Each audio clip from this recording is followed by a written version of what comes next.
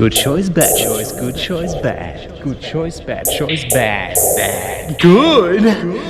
No, it's good. It's such a good choice. Good choice, bad choice. Good choice, bad choice, good choice. I left the house, I'm happy. I worked through all the stuff that I recorded previously. Oh boy, I do feel buff, tough, my feet. Right, it's rough. It's love. No, that's just a word. No, that's just a word. No, that's just a word.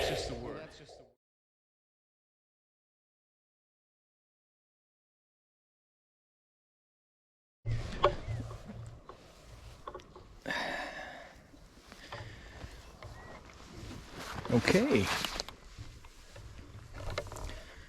I mean, you do realize what's going on, right? Right, spirits being extracted.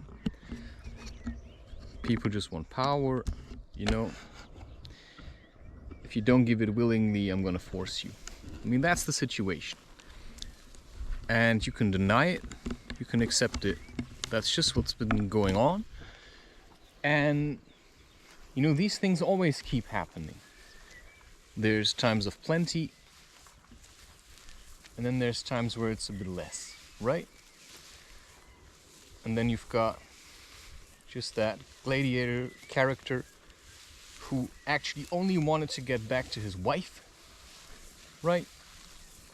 And does he really get there? Well, in a sense, in the end, he seems to be getting there, but not really. I mean, that's just the message. You think you're kind of free, or you would like to be free, but then you're being called to serve Caesar in some kind of meaningless war because you're good at something.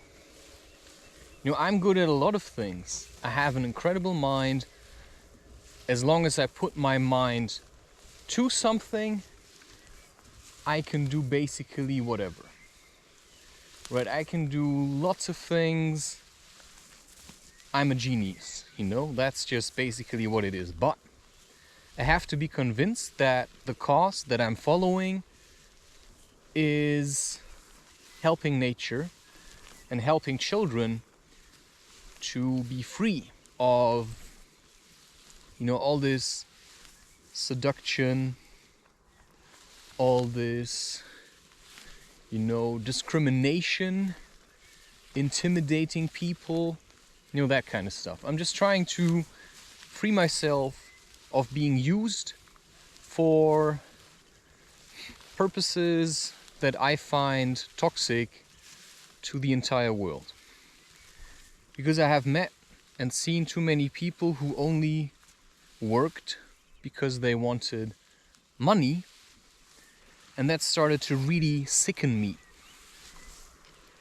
And so I was trying to find ways to simply talk about the topics that I find important and then continue to grow as an individual and show what you can actually accomplish if you stop following the herd. So if you acknowledge the fact that you're actually something like a predator, that your mind is like a predator, and that you can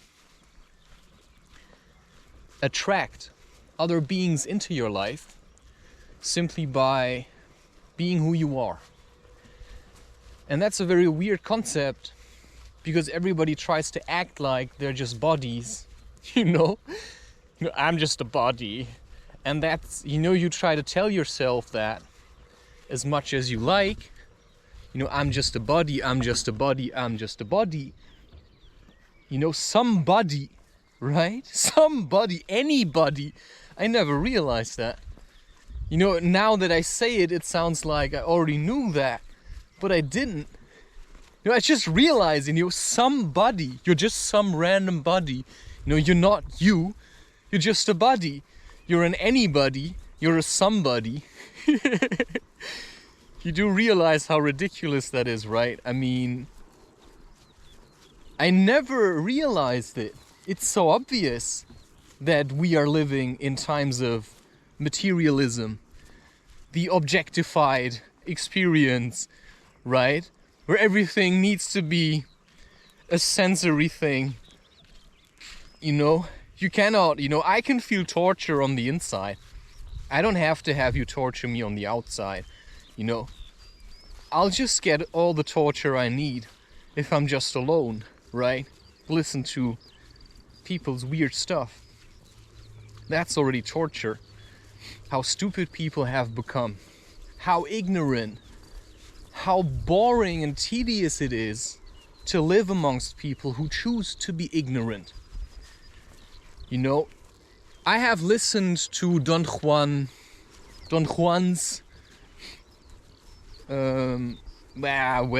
what Carlos Castaneda said, Don Juan said, but I believe this actually happened and that Don Juan has said all these things. Ouch. Why? Because I can relate to them and it makes sense and it helped me to grow, to know that, you know, there lived a shaman that could just walk at high speed and bare feet on, you know, stony terrain. It was enough for me. That was the idol I needed to help me push through. But I stopped listening to it and I never continued reading it because I simply realized, well, I can just connect to his mind. It actually worked. You know, I had Don Juan looming around my mind as a teacher for some time, which sounds weird, but we are all beings of mind. We all exist at the same time. That's just so weird to understand. Usually where I am, there's nobody else. So you also have to somehow, you know, somehow now I'm here. But I could have been elsewhere. You know what I'm saying? So I simply keep coming back here because that's what I'm still seeing. That's what I'm being shown. But I also have to say that I simply feel like, you know, I don't get it. So there is this perspective where you are a soul and you came here and you have some kind of mission. This is like the predator approach. You as a warrior need to prove yourself to earn your right amongst the people. This is a bit like Princess Kaguya, right? You live as some kind of like a human, but then your other family comes and takes you back home. Now the question remains, is everyone like this? Well, that's very hard to understand. I would suggest not. I see there are beings which will never understand how my mind works. My mind has already been different since I was a child. So I already came here like this. I just needed to, right, survive. Because everyone else tried to, like, I don't know, destroy me. They tried to destroy what I had naturally inside of me, or what wanted to express itself. They just didn't like it. It just didn't fit their let's hack everything to bits kind of mentality. And that's simply a weird approach to talk about these things. So there's a part in me that listens to Don Juan, or to the Carlos Castaneda. I listen to the audiobooks, where he says that you have two kinds of minds. You have like that predator mind, the animal kind of reptile mind, and then you've got that other kind of mind. And the way Don Juan said it is that the predator kind of mind has to go. I would say not necessarily, because a predator is highly focused on his prey. Now my prey, my destination is, yes, certainly moving on, but also maybe my own family or just seeing challenges. So I, as a predator, I see things, I need meals. I'm a spirit that lives off energy. I can sustain myself for certain times just by eating the food that everybody else eats, but by mixing it with spirit, because I actually, I do the cooking, only it's not enough. If I want to continue to be the way I am now, and to produce content and to bring the message to the people that, it's time to let go of certain things, to the people who want to hear it, right? It's never everyone who gets to live on the other side. The Garden of Eden is real, my friend. It's very empty. I'm just saying, the Garden of Eden is real. It's a place in your mind. And there are hidden pathways. And in order to get there, you have to bring everything together. Because it's soul, body, and mind. Right? So you need a tough body for your soul to thrive and for your mind, to be able to be open. So you have to be tough, right? You need a good construct. So the energy needs to flow, which is why I'm walking barefoot. Not because it's super nice, but it frees me. It activates certain trigger points in my system where I kind of let go of things I thought, I was clinging to. And then suddenly energy is flowing again. And so Trails of Power is still relevant to me. And even more so, I have realized that I have become, in that sense, more powerful, like in terms of channeling energy and keeping other people out of my mind, which means that nobody can take me over anymore. So the thing that happened to Oppenheimer, that the military took over his mind and got him to build the bomb, right? If Oppenheimer would have spent why did he do it? Well, that's hard to say. Okay, why did he do it? It's hard to say. Yeah, it's hard to say. I mean, he just saw it as a challenge. But, black and white. He did it, but he was not the one who threw the bomb. And that's very important. He was not the one that threw the bomb, and that's very important. If he would have been the one to also throw the bomb, but he didn't throw it. So, in a sense, I believe he just set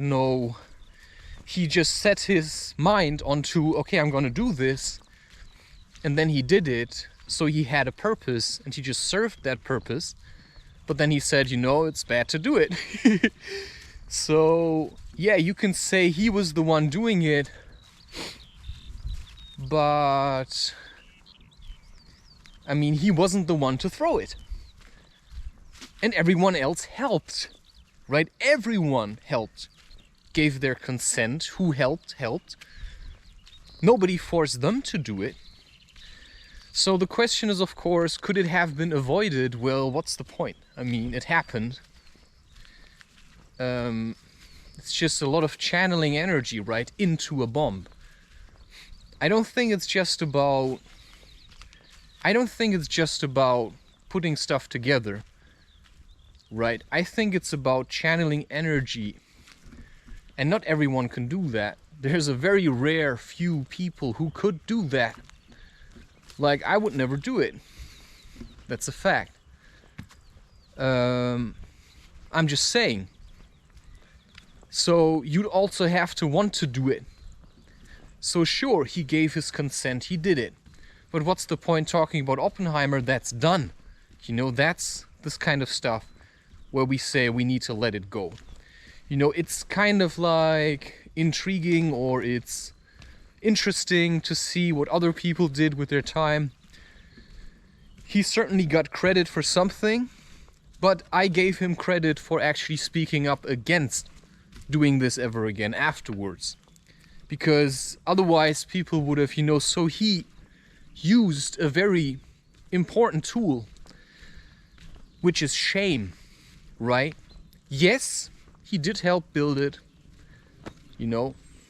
full charge ahead, but he used shame to simply spread the message, right? It shouldn't be done. We shouldn't have done it. So yeah, shame, man. That's one of the most successful tools I have used to get people off my back that were right in my face, pointing me out as, you're responsible or something. And I said, you were the one that dragged me through the room here, that wanted to throw me out of the house, right? So shame. I used shame many times. I shamed people many times.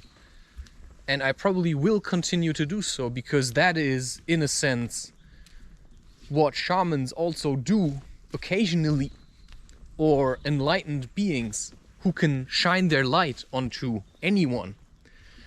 Right? Some people, they think they can hide their nonsense, their dirty laundry.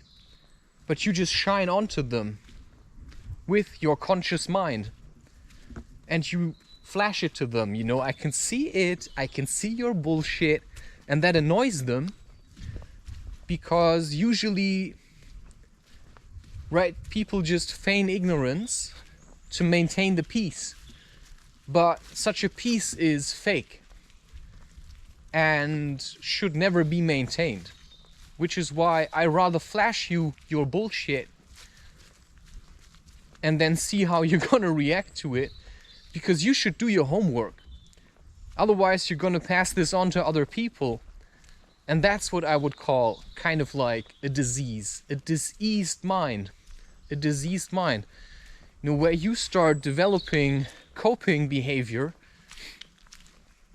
that is actually just trauma, just clinging to trauma. No, you should let that go, the trauma, and then move on. So one way how Japan, probably, was it Japan? Was Pearl Harbor Japan or something? Yeah, maybe, I don't know. Where the bomb fell. Well, if it was, right? If it was, then what does the anime manga thing express? I mean, it surely expresses something. Okay, anyway, you see, this is so... You see how everything's kind of interconnected. And this is how you should look at your life. You kind of like shoot through, ding, ding, ding, ding, ding, right? Lots of stuff that happened, and then you connect it with, everything. And then you just see, what's gonna come out of it. So I'm me, and I'm connected to certain people, but I also have my stuff to work with. So I'm incredibly afraid, despite the fact that I feel really powerful. I feel like sometimes I feel like some kind of like a god, creative all the time, like, channeling energy. I feel all of that. I feel all of that. But there's one thing that really has me by the balls, and that's having fallen in love with this woman and being incredibly afraid that while we haven't seen each other, that she just slept with other men. I'm just saying, it doesn't matter if it makes sense. It doesn't matter if it happened, right about now. All I know is that I'm incredibly afraid that she did that. And that I'll actually never see her again. And the idea of being with her again is actually, it's so beautiful that I cannot accept it. Because in a sense, I'm also ashamed of myself, right? If she's that beautiful, and maybe I'm that beautiful to her, you know, just theoretically, hypothetically, you know, then how could we earn the right to be with each other? So what if I just kept going my way, just kept jerking off, watching porn, being the ridiculous prick that ever lived? Well, it's possible that she would turn her back then. Because if she's as beautiful as I think she is, and there's a part of her that knows that, like, to me beautiful, right? To you, probably not, right? You know, it's like, it's a weird comparison, but like a hippopotamus will not feel like mating with a butterfly. You know, I'm just saying. And maybe I'm more like, you know, I'm more like a small kind of thing. I'm not this super big, yeah. You know, I'm quite small. That's why I can identify better with a hobbit than with like some kind of giant. But I do feel big in terms of mind in relation to others. But sometimes I feel incredibly small. Like, I can feel huge, but I'd lose against you in arm wrestling. That's not my kind of power. My kind of power is like observation, perception, you know, that kind of stuff. So it's all relative is clearly true. You know, I am relatively powerful. You know, to me, if I come from a hike, I'm like, I'm super powerful. But if I'd, you know, want to have a fist fight with you, I'd probably lose, you know, technically. But, you know, I'm really fast. So maybe I could avoid getting punched by you, and I'll just come around because I have good stamina. And I'm actually really tough. Right, I'm super strong.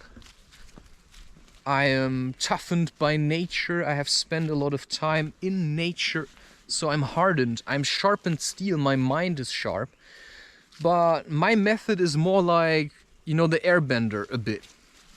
You know, I avoid more. You know, I'm not in that sense like tough, you know.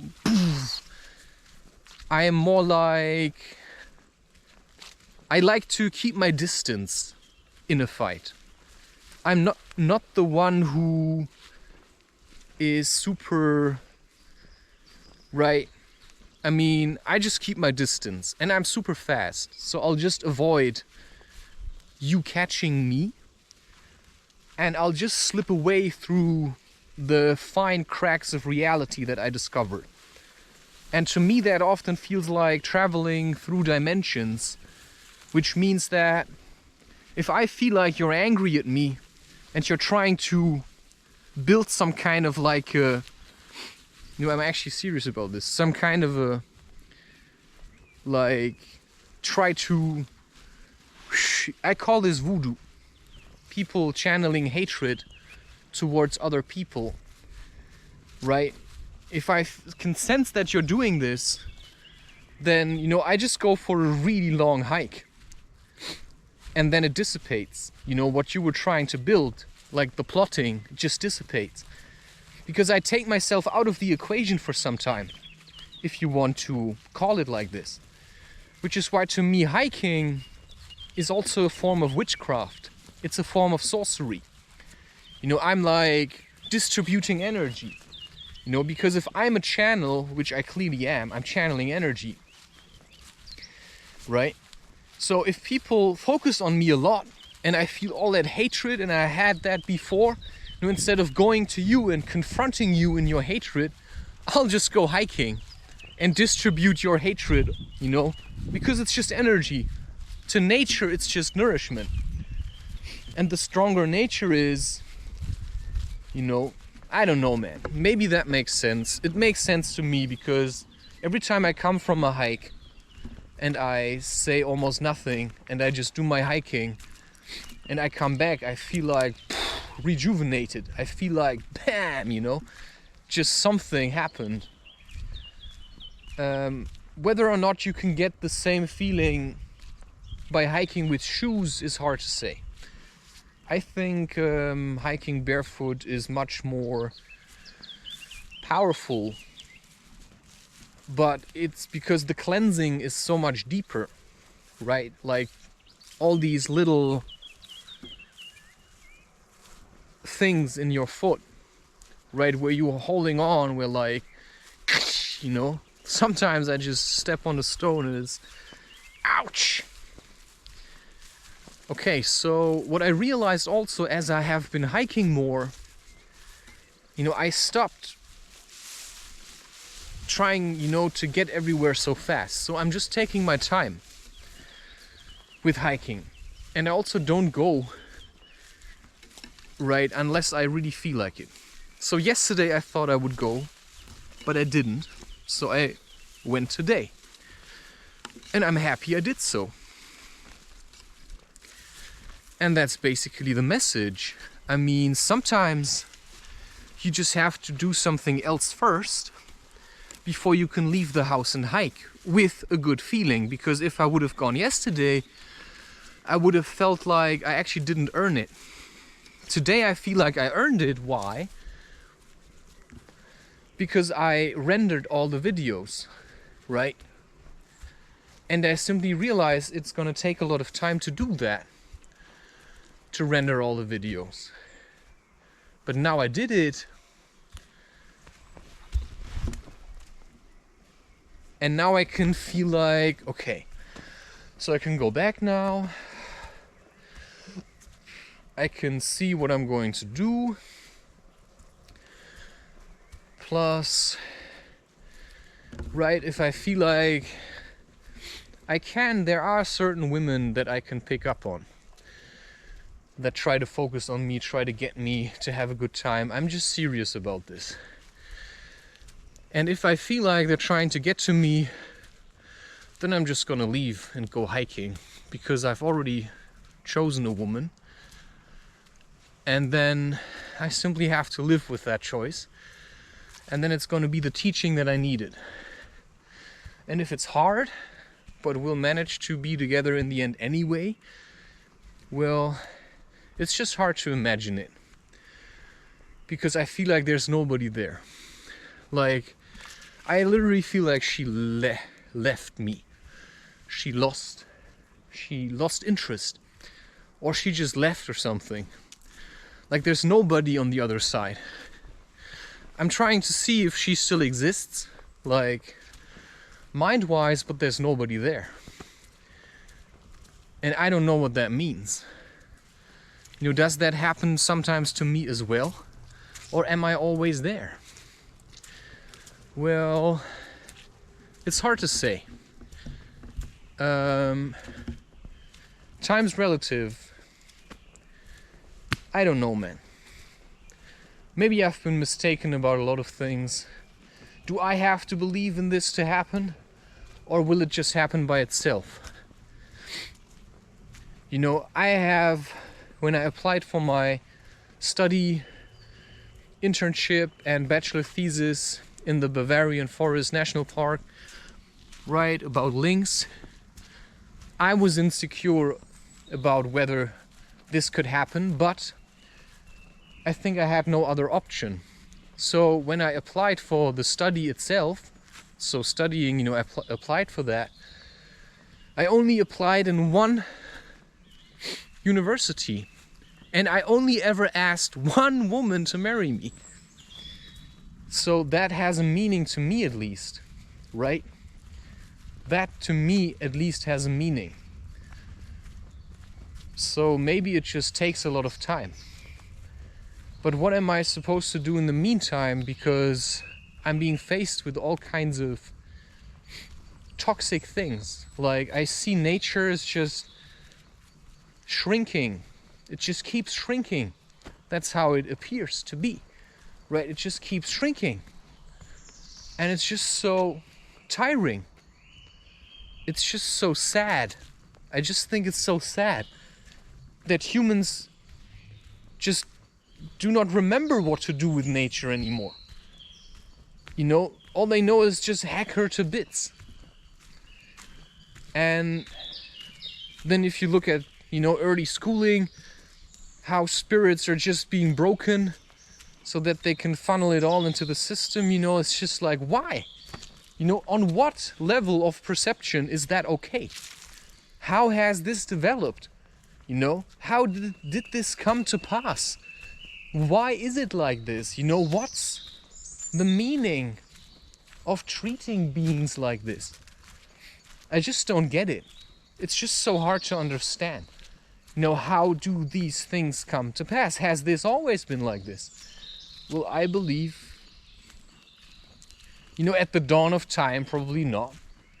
But, I mean, the only thing that could stop humans from continuing with this madness is quite simply some kind of like mass destruction, giant ice age, you know, like that kind of thing. Or this kind of thing, you know, like Waterworld, the Mad Max scenario. And then you'd have people who would do well in nature, just like you have now, and then people who just cling to their little gimmicks, just as they have for certain times. So, I don't know, why can't it just be natural? Well, it's just really hard to understand this. I mean, I like the natural world, but I'm using these kinds of tools to propagate myself as well. So, you know, good choice, bad choice, I don't know, man. I didn't know it was part of this. But now I feel like it's more complete. Right? The creation, you see there. They're just turning everything into money, right? Because if it's just nature, it has no value to people, to most people. But if it is, you know, you just put a house on it and then you can make money with it. So I just don't get that. I think we should make like a standing. You know, we should just become more and more conscious, and then just start humming, like meditating on an unknown kind of level, and just try to harmonize the entire hive, like the whole world, by just staying in kind of like a constant state of meditation and learning to do that. And then whoever can goes into nature and then just starts creating different kind of music. Like not the kind of music that you hear in, you know, if you as an individual start playing the guitar, you know, where you live, that's a form of harmonizing. You know, playing the flute, but you have to also, of course, like kind of know what you're doing, you know. So you go a lot into nature, you start picking up instruments. I think that's almost a natural process. You start either drumming, but drumming is hard to do. Well, the harmonica, kalimba, you know, any kind of instrument, your voice starts to become cleaner, more pure. And then you simply have to resist the urge to give giant concerts. And I'm serious about this. I see no benefit in giving concerts. Because you give a concert somewhere, you know how many people have to drive there with their car and then they just come to pay the money? You know, it's useless. You should just play the music where you are, record it, drop it on the internet, that's it. You know, if Tash Sultana would have continued to simply produce content, record herself, do these sessions on her own, she would have never became as fake as she is now. I mean, just look at her. Completely fake. All she talks about is just money and blah, blah, blah. She's completely fake. She doesn't know what she's talking about. Full of makeup. She's just hiding. There's no truth anymore. So yeah, she got what she wanted. Now she's some kind of like a pop star, right? But she could have just devoted herself to her art. So I don't get it. Why artists like Stromae, why does he give concerts? He should just focus on his art and then simply, do that. Why does he have to give concerts? Nobody is forcing him to do that. So I am just simply saying I will never give concerts. Why? Because the way I make music also doesn't work with concerts. I'm just saying that. I have no interest. I could, okay, there's the question. Could I stand on a stage? Why would I do that? I'd probably occasionally be able to do that. But most of my life, I just want to live my life. I do not want to travel around and be, extracted and harvested by millions of ignorant people, and then in the end there's just nothing left for my family. So I just see no point in all these things like concerts. It's just useless, especially because most people, like, maybe you can stand, like, look at System of a Down. Look at it. Just look at it and look at the difference between Serj Tankian and the other band members. Serj Tankian clearly knew who he was, what to do. He was the main guy of the band. And then the band started to be like, oh yeah, we get all this attention. Yeah. So it got to their heads. They couldn't process it. And then they just sit around wearing sunglasses and... I have a lot of respect for Serj Tankian also for disbanding the band. Plus, he already announced it in earlier interviews. It was a very good choice. Because the band itself was just losing it. They probably had good times. And he probably tried to, like, help them or something. But I've tried that.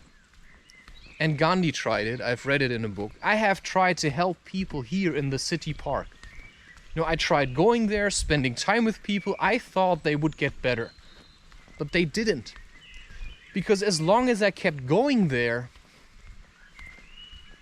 they thought, well, I'm doing fine. I don't have to change, because he keeps coming. And he's really smart, so I just stopped coming. Why did I stop coming? Because I cannot give you the feeling like you're doing good. Because you're not. You're acting like a 12-year-old. Right, you're smoking. That is no company for, me if I ever want to have children. It's just toxic. And so I simply had to make choices like, I'm just gonna spend a lot of time on my own, right? Away from people that try to corrupt my thoughts. And so I have a very clear intention for my life. I just have devoted myself to this woman, and I just say I'm trying to be who she can feel safe with. But that may never happen. So I simply have to somehow keep going. And so one of my intentions is to simply be here for nature. To simply go into nature, to spend as much time in nature as I can stand. And then to somehow do something with that. To try to bring that message to people, right? That's something you can devote your life to. And that's really hard. So I go hiking. If too many people put their burdens onto me, I just go hiking, right? But I stopped going to the park. Because, I don't know. I just feel like my energy should go into my content. So I have an album that I'm trying to record. I have lots of other things that I'm trying to do, like books to write. And I simply have to keep doing that. I have to do the gardening. So I have so many things that I can do which are so much better than spending time with toxic people who think that they have the right to be toxic. And that's all I can say to that. So good choice, bad choice. Well, yesterday I slept a lot. Today I prepared myself to do this hike. The hike didn't go as planned, which hikes rarely do. So it was a challenge. And now I'm back into, more toxic. I have the materials for a stinging nettle pesto, which is just stinging nettle leaves, which I will do when I get back home. And then I will eat, probably, and then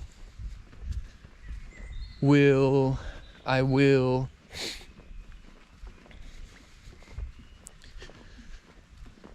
simply keep pushing through the content for 2025 until it's done, and then I feel like okay, then I can keep writing books. That's basically all I can say to that.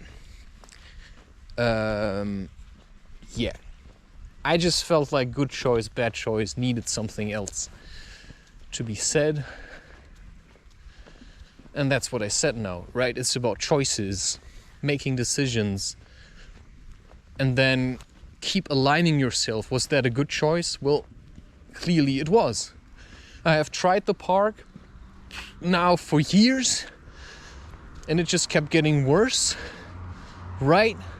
People just come there, they do whatever, and then they go back, and they're as toxic as they started out to be. And that's just not my way of life. So I'd rather go into nature, to places which are really hard to reach, and then I just walk there. And that's all I need for my life, right? But that's also I kind of would expect from my wife. That she would join me, right? That she would join me on these hikes in bare feet. I don't know, man. Does it make sense? Can you have that? Is this too much to ask a woman that would like hiking with you in bare feet? Well, it just seems super weird. But I'm just looking for somebody who's a bit like me. And I have potentially found that. But how do I know? Well, I don't know. I'm just continuing, and then I'll see. And so I do make choices, but I simply stay away from toxic people to a certain degree. But then there's family, of course. They get time. But I literally have no friends, because everyone I ever thought was a friend kind of let me down. I mean, there is no real friendship in nature. There is no real friendship in nature. That's just what it is. There's no real friendship in nature. It's just like, I get something out of it, you get something out of it. That's all there is to it. But I cannot stand cheating and dishonesty. And so, I say, how does this work?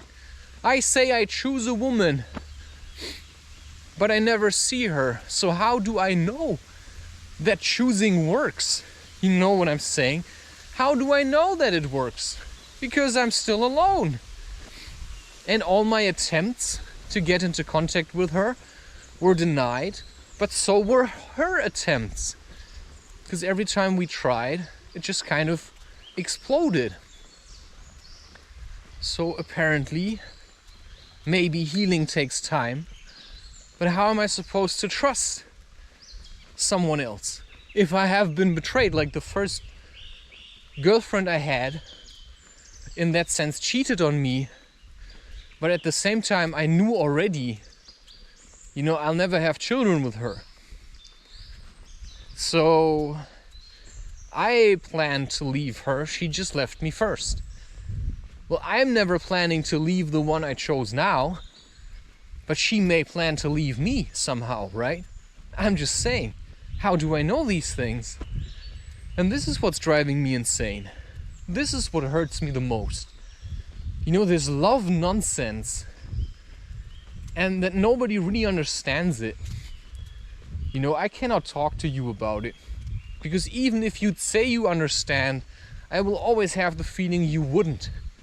You would not ever, because you've not gone through what I went through. Not in the same exact way, and that's a fact. So you can never understand me in my entirety, so don't even try. You can understand bits of it, but most of it is just going to be a mystery. And that's how it should be. You need to understand yourself, and that is already hard enough, right? And that is already hard enough. So yeah, good choice, bad choice, whatever, man. Just pick something and then continue. But then be true to it and ask yourself, if she'd have devoted her life to you, then could you just replace her? And I just simply say, no, I could not, because it would feel terrible, right? So maybe she is trying to figure this out, and maybe I'm just making this up.